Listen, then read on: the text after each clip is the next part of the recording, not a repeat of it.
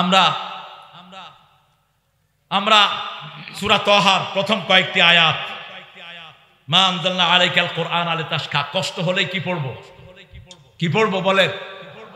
সূরা ফাতিহার দাম আল্লাহর কাছে সবচেয়ে বেশি। ফাতিহা যখন কেউ পড়ে তার সাথে কথা বলে কে? তা আল্লাহর সাথে যে কথা বলে তার চেয়ে বড় কেউ হতে পারে কি? কেউ নাই। মুসলিম শরীফের হাদিসে এসেছে, যখন কেউ সূরা ফাতিহা পড়ে আল্লাহ নিজে তার সাথে কথা বলা শুরু করে দেয়। সুবহানাল্লাহ।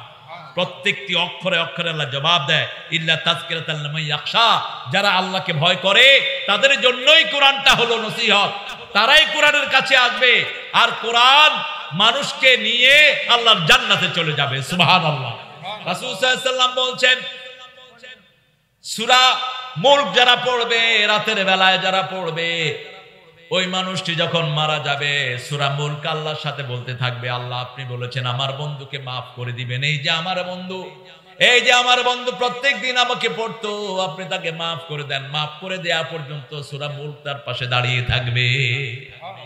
আমরা সূরা মুলককে আমাদের বন্ধু করব, রাজি আছি তো? এখন মোবাইলের ডিভাইস আছে, ছেড়ে রাখেন, ঘরের ভিতরে সূরা বাকারা তোহা চালান, কোন জাদু অ্যাক্টিভেট হবে না। আপনি নিজে পড়েন, রাসূল সাল্লাল্লাহু আলাইহি ওয়াসাল্লাম বলছেন, যেই ঘরে সূরা বাকারা পড়া হয় শয়তান ওই ঘরকে কবজায় নিতে পারে না। একদিন পড়বেন, 3 দিন পর্যন্ত শয়তান ঘরের বাইরে চলে যাবে।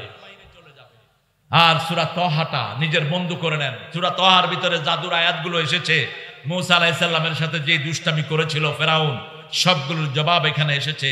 সেই জন্য এটা আমরা পড়ব। আমরা এই মাদ্রাসার সাথী হতে রাজি আছি তো? আমরা হব। আর কি জানি আরেকটা কি বলছেন? নামাজ ঘরের জন্য, মসজিদ। ও মসজিদের জন্য আপনারা খেয়াল রাখবেন।